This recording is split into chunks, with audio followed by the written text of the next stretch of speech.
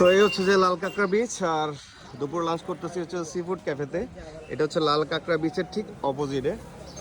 দুপুরে ফুডে নিলাম হচ্ছে খাবারের জন্য এখানে ভাতের ডিশ, লইট্টা ফ্রাই, গরুর মাংস, তারপরে ওইদিকে হচ্ছে মুরগি, এইদিকে হচ্ছে যে ভর্তার প্যাকেজ। এই ভর্তাটা মাস্ট ট্রাই করবেন, কারণ হচ্ছে যে এই ভর্তার প্যাকেজে প্রত্যেকটা ভর্তাই খুবই টেস্ট।